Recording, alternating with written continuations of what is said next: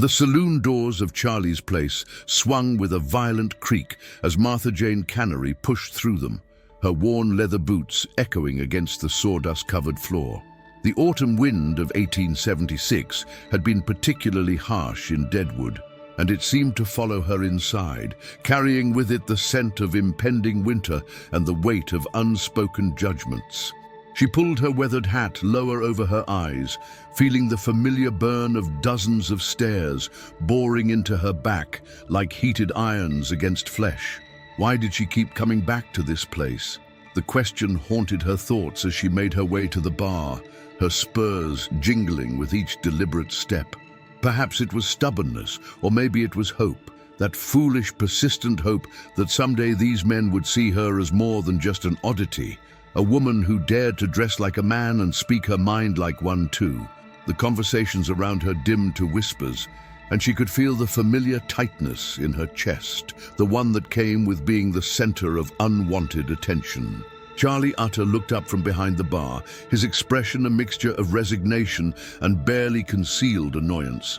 His thick mustache twitched as he recognized her, and she could practically see the calculations running through his mind. How much trouble would she bring tonight? How many paying customers might she drive away with her mere presence? The man had never been subtle about his feelings toward her, treating her like a stray dog that kept wandering back despite being shooed away countless times. "Well, well," Charlie muttered, not bothering to hide the disdain in his voice. "Look what the wind blew in. Jane, darling, you know this ain't exactly your kind of establishment." His words dripped with false sweetness, the kind that cut deeper than any outright insult ever could. Around them, the other patrons began to take notice, their poker games and conversations slowly grinding to a halt as they turned to witness what had become a regular spectacle. She could feel Wild Bill's presence before she saw him, seated at his usual corner table with his back to the wall, always the cautious gunslinger, even among friends. Their eyes met briefly, and she caught something that looked almost like pity in his gaze before he quickly looked away, returning his attention to his cards. The betrayal of that look stung more than Charlie's words ever could. Even Bill, her oldest friend in this godforsaken town, seemed to be distancing himself from her these days. "I got money same as anyone else," Jane replied, her voice steady despite the tremor she felt building in her throat. She reached into her coat pocket and produced a handful of coins, placing them on the bar with deliberate precision. The metallic sound rang through the suddenly quiet room like a challenge issued and accepted. "And I got something else too, a song I've been working on. Figured folks might like to hear it." The silence that followed was deafening. Somewhere in the back of the room, someone snorted with barely suppressed laughter. Another man whispered something to his companion that made them both grin wickedly. Charlie's expression shifted from annoyance to something approaching alarm, as if she had just declared her intention to burn the place down. This was exactly what he had been dreading. Not just her presence, but her participation.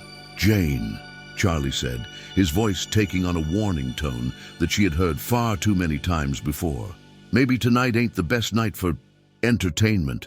Why don't you just have your drink and—" "I said I got a song," Jane interrupted, her chin lifting with the defiance that had carried her through countless confrontations and disappointments. Something deep inside her was screaming that this was a mistake, that she should take Charlie's out and retreat to her cabin in the hills. But another part of her, the part that had survived everything the frontier could throw at a woman alone, refused to back down. "And I'm gonna sing it." The makeshift stage at the back of Charlie's place had seen its share of performances. Drunken cowboys attempting bawdy songs, traveling entertainers passing through on their way to larger towns, and the occasional brave soul trying to impress a lady with questionable vocal abilities. But as Jane made her way toward it, the wooden platform seemed to transform into something more ominous, like a gallows awaiting its next victim. The floorboards creaked under her weight, each sound amplifying in the unnatural quiet that had settled over the room like a heavy blanket. She turned to face the crowd, and what she saw made her stomach lurch. Dozens of faces stared back at her, some openly hostile, others merely curious about the spectacle they were about to witness. These were men who had seen her track through blizzards, guide wagon trains through hostile territory, and drink most of them under the table. Yet now, as she stood before them, with the intention of revealing something tender and vulnerable, they looked at her as if she were a circus freak about to perform her most ridiculous trick. Wild Bill had pushed his hat down over his eyes, and she couldn't tell if he was trying to hide his embarrassment or his pity. Either way, the gesture felt like a knife twisting in her chest. How many times had she dreamed of this moment? Not the performance itself, but the acceptance that might follow. In her mind, she had imagined voices joining hers in harmony, faces softening with recognition of her humanity, perhaps even a few tears from the more sentimental among them. "This here's a song I wrote about our town," Jane began, her voice carrying further than she had expected in the stillness. "About the folks who built something from nothing, who found gold in these hills and hope in each other." She paused, scanning the faces before her, searching for even a glimmer of interest or encouragement. What she found instead was a sea of skeptical expressions and barely contained smirks. She cleared her throat and began to sing, her voice trembling at first but growing stronger with each word. The melody was simple, something she had hummed to herself during long nights alone in her cabin, but the lyrics came from a place deep within her heart, a place that held all her love for this harsh, beautiful, unforgiving land and the people who had chosen to make it home. She sang of sunrise over the black hills, of the sound of pickaxes against rock, of the laughter that echoed through the streets when someone struck it rich. But even as the words flowed from her lips, she could see the reaction beginning to build in the audience. It started with snickers from the back of the room, quiet at first but growing bolder. Someone made a comment about her voice that she couldn't quite hear but could easily interpret from the laughter that followed. Her hands began to shake, and she gripped them together in front of her, trying to maintain her composure as the song continued. "Listen to that," someone called out, loud enough for everyone to hear. "Calamity Jane thinks she's some kind of songbird." The comment triggered a wave of guffaws that rolled through the room like thunder. Jane felt heat rising in her cheeks, but she pressed on, determined to finish what she had started. This was her song, her truth, and she would not let them steal it from her. But the crowd was warming up now, emboldened by alcohol and the safety of numbers. Objects began to appear in hands, peanuts, coins, anything small enough to throw. The first projectile hit the wall behind her with a sharp crack, and Jane's voice faltered for just a moment before she found her rhythm again. She could see Charlie behind the bar, making no effort to control his customers, his arms crossed as he watched the scene unfold with what looked suspiciously like satisfaction.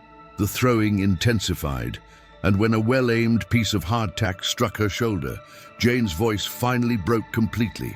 The song died in her throat as the room erupted in raucous laughter and applause, not for her performance, but for its spectacular failure. She stood there for a moment, frozen in the glare of their mockery, feeling smaller and more exposed than she had ever felt in her life. Jane fled from the saloon like a wounded animal seeking shelter, the jeers and laughter chasing her through the swinging doors and out into the cold Dakota night. The autumn air bit at her face, but it was nothing compared to the burning humiliation that coursed through her veins like poison. Her boots pounded against the muddy main street as she ran, past the general store where Mrs. Henderson would peer disapprovingly through her curtains, past the barbershop where men gathered to gossip about the town's latest scandal, past all the places where she had once felt she belonged. The hills surrounding Deadwood rose like ancient guardians in the moonlight, their pine-covered slopes offering the promise of solitude she desperately craved. Jane climbed the familiar path to her cabin with muscle memory alone. Her eyes blurred with tears, she refused to let fall until she was safely hidden from the world. Each step took her further from the lights of town and deeper into the darkness that seemed to match the void growing in her chest. Her cabin stood small and weathered against the hillside, a testament to her determination to make it on her own, in a world that seemed determined to crush anyone who dared to be different. Inside, the single room felt both like a sanctuary and a prison. The walls were bare, except for her rifle mounted above the fireplace and a small mirror that she rarely looked into anymore. What was the point? She knew what she would see. A woman who dressed like a man, who acted like a man, who sang like a fool and dreamed like a child. Jane collapsed into the single wooden chair by her table, finally allowing the tears to come. They fell hot and silent down her cheeks as she replayed every moment of the evening's disaster. She could still hear their laughter, still feel the sting of objects hitting her body, still see the look of embarrassment on Wild Bill's face. How had she been so naive to think they might actually listen? How had she convinced herself that these men who barely tolerated her presence would suddenly embrace her as one of their own? The silence of the cabin was broken only by the crackling of the dying fire and her own ragged breathing. Outside, the wind whistled through the pines, a lonely sound that seemed to echo the emptiness she felt inside. She thought about packing her few belongings and riding out of Deadwood forever, leaving behind this place that had never truly accepted her. There were other towns, other territories, where a woman with her skills could make a living. Maybe somewhere she could start fresh, be someone else, someone who didn't carry the burden of being Calamity Jane. But even as the thought crossed her mind, she knew she couldn't leave. This place, these people, this harsh and beautiful land, it was all she had ever known as home. She had arrived in Deadwood with nothing but determination and a willingness to work harder than any man. And she had carved out a life here through sheer force of will. To abandon it now would be to admit that they had won, that their judgment of her was correct. As the night wore on, Jane found herself thinking about her mother, dead these many years, who had taught her to be strong in the face of adversity. "Don't let them see you break, Martha Jane," she used to say. "A woman's got to be twice as tough as any man just to be considered half as good." But what did you do when being tough wasn't enough? What did you do when your heart was breaking and there was no one left to share the burden? The sound of approaching hoofbeats broke through her reverie, and Jane quickly wiped her face, instinctively reaching for the composure that had become her armor. Through the small window, she could see a figure on horseback silhouetted against the moonlit sky. For a moment, her heart leaped with the hope that it might be Wild Bill, coming to check on her, to offer the friendship and support she so desperately needed. But as the rider drew closer, she realized it was someone she didn't recognize. A well-dressed man on a fine horse, clearly not one of the locals. He dismounted with the careful precision of someone unaccustomed to rough terrain, and Jane watched with growing curiosity as he approached her door. Who would be visiting her cabin at this hour, and what could they possibly want with the woman who had just been laughed off the stage of Charlie's Place? The knock on Jane's door was gentle but persistent, the sound of someone who understood the lateness of the hour but had something important to say nonetheless. Jane hesitated, her hand hovering over the door latch as she tried to decide whether she was ready to face another human being so soon after her humiliation. The stranger knocked again, and this time she heard a voice, educated, refined, distinctly out of place in these hills. "Miss Cannary? I apologize for the late hour, but I was hoping we might have a word." The accent was Eastern, probably Boston or New York, the kind of polished speech that marked a man as educated and likely wealthy. Jane's curiosity overcame her reluctance, and she slowly opened the door to reveal a man in his 30s with kind eyes and clothes that had clearly never seen a day of hard labor. "Name's Samuel Harrison," he said, removing his hat in a gesture of respect that Jane hadn't experienced in longer than she could remember. "I'm a correspondent for the Boston Herald, and I was in town tonight when—" He paused, seeming to search for the right words. "When you performed at the saloon." Jane's stomach dropped. Of all the people who could have witnessed her public humiliation, it had to be a newspaperman from back east. She could already imagine the article he would write, Probably something about the crude entertainment and colorful characters of the frontier, with her serving as the perfect example of Western eccentricity. "If you're here to make fun of me in your fancy newspaper, mister, you can just get back on your horse and ride out." "Actually," Samuel said, his voice carrying a sincerity that made Jane look at him more carefully, "I came to tell you that I thought your song was beautiful. The melody was haunting, and the words, they painted a picture of this place that I've been trying to capture in my own writing since I arrived." He shifted his weight, clearly uncomfortable, but determined to continue. "What happened in that saloon tonight was shameful, and I wanted you to know that not everyone in that room felt the same way those men did." Jane stared at him, searching his face for signs of mockery or condescension, but found neither. Instead, she saw something she hadn't expected: genuine respect. "You're serious," she said, more to herself than to him. "You actually listened to the words." "I did more than listen," Samuel replied. "I wrote them down, every line. Would you mind if I came in? I'd like to talk to you about your song, about this town, about the story you were trying to tell." Jane hesitated, glancing back at her sparse cabin, suddenly conscious of how it must look to someone accustomed to Eastern comforts. But something in his manner, a quality of authentic interest she hadn't encountered in years, made her step aside and gesture him in. Samuel entered the cabin with the careful movements of someone trying not to intrude, his eyes taking in the simple furnishings without judgment. "You live alone up here?" he asked, settling into the chair she offered him. When Jane nodded, he continued, "It must be peaceful, away from all the noise and chaos of town. I imagine it gives you time to think, to write." "Don't do much writing," Jane said, pouring coffee from the pot that perpetually sat by her fire. Tonight was the first time I ever tried to share anything like that." She handed him the cup, their fingers brushing briefly in the exchange.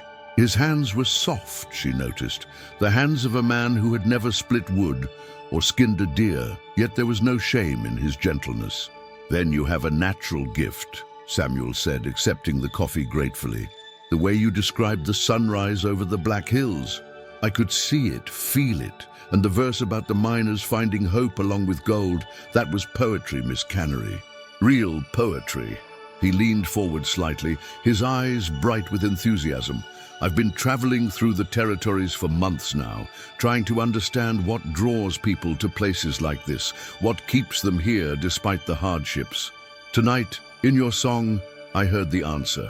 The conversation with Samuel stretched deep into the night, and for the first time in years, Jane found herself speaking freely about her dreams, her fears, and the loneliness that had become her constant companion. He listened with an intensity that was both flattering and unsettling, occasionally asking questions that revealed an understanding of human nature that went far beyond his privileged background. As dawn approached, painting the eastern sky with shades of rose and gold, Samuel finally prepared to leave, but not before extracting a promise from Jane that she would continue writing songs. "The world needs to hear your voice, Miss Cannary," he said as he mounted his horse. "Don't let one room full of fools convince you otherwise." His words lingered with Jane long after his hoofbeats faded into the distance, and for the first time since the humiliation at Charlie's place, she felt a flicker of hope stirring in her chest. The next few weeks brought an unexpected change to Jane's routine. Samuel became a regular visitor to her cabin, always appearing with notebooks full of questions about life in Deadwood and stories from his travels. He was gathering material for a series of articles about the American frontier, he explained, but Jane began to suspect that his interest went deeper than professional curiosity. Their conversations ranged from the practical realities of frontier life to philosophical discussions about purpose and belonging that left Jane's mind spinning with new ideas. Meanwhile, down in town, Jane noticed a subtle shift in how people treated her. The mockery hadn't disappeared entirely, but there was less open hostility, fewer cruel comments whispered as she passed. She attributed this to her recent absence from the saloons rather than any genuine change of heart, but Wild Bill seemed to think otherwise. One afternoon, as she was loading supplies at the general store, he approached her with something that looked almost like guilt on his weathered face.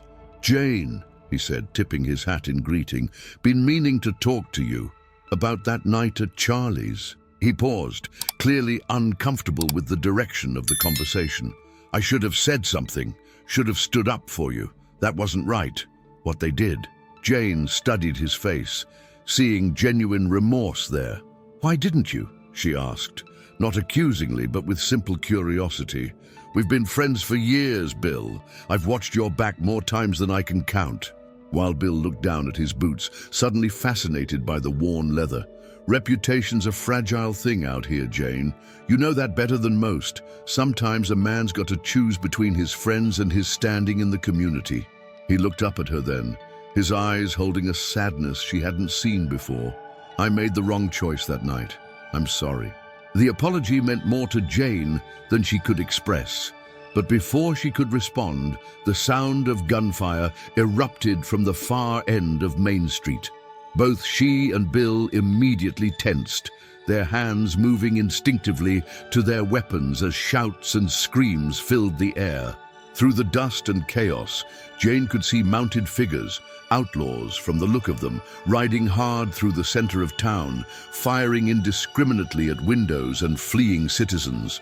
Without thinking, Jane sprinted toward the danger, her boots pounding against the wooden boardwalk as Wild Bill shouted something behind her that she couldn't quite make out. The outlaws were heading straight for the bank, their intentions clear, but they were also shooting at anything that moved, and Jane could see people cowering in doorways and behind overturned wagons, too terrified to seek better shelter. One of the raiders had dismounted near the newspaper office, and Jane's blood ran cold as she recognized the building where Samuel had been working that morning. Through the window, she could see him pressed against the wall, clearly visible to the outlaw who was raising his rifle with deliberate aim. Time seemed to slow as Jane drew her own weapon, the familiar weight of the gun steady in her hand as years of practice took over. The shot that rang out was hers, clean and true, dropping the outlaw before he could fire. But even as he fell, Jane was already moving, racing toward the next threat, her mind focused entirely on protecting the people who had shown her nothing but contempt. In that moment, with bullets flying and death stalking the streets of Deadwood, Jane Cannary became something more than the town's outcast. She became its unlikely protector. The gunfight lasted only minutes, but it felt like hours to Jane as she moved through the chaos with deadly precision. When the last outlaw fell and the dust finally settled, she found herself standing in the middle of Main Street, surrounded by the grateful faces of people she had risked her life to save. Samuel emerged from the newspaper office, his face pale, but his eyes bright with admiration and something deeper that made Jane's heart skip in an unexpected way. "You saved my life," he said simply, his voice carrying a weight of emotion that spoke volumes. Around them, other townspeople were beginning to gather, their expressions a mixture of awe and confusion as they processed what they had just witnessed. The woman they had mocked and ridiculed had just put herself in mortal danger to protect them, asking nothing in return but the chance to prove her worth. But the moment of unity was short-lived. Within days, the town had largely returned to its old patterns, treating Jane's heroism as an anomaly rather than a revelation of her true character. The whispers followed her through the streets just as they always had, and Charlie's place remained as unwelcoming as ever. It was as if the gunfight had been a dream, and everyone had awakened determined to forget what they had seen. The breaking point came 2 weeks later, during a town meeting called to discuss the increasing problem of lawlessness in the territory. Jane attended, hoping that her recent actions might finally earn her a voice in community decisions. Instead, she found herself the subject of an unexpected and devastating proposal. Charlie Utter stood before the assembled citizens, his face set with grim determination as he addressed the crowd. "We all know that Deadwood's got a reputation problem," Charlie began, his voice carrying to every corner of the packed meeting hall. Decent folks are starting to avoid our town, and that's bad for business. We need to clean up our image, make ourselves more respectable." He paused, letting his words sink in before delivering the blow that Jane never saw coming. "And that means we can't have certain elements representing what our community stands for."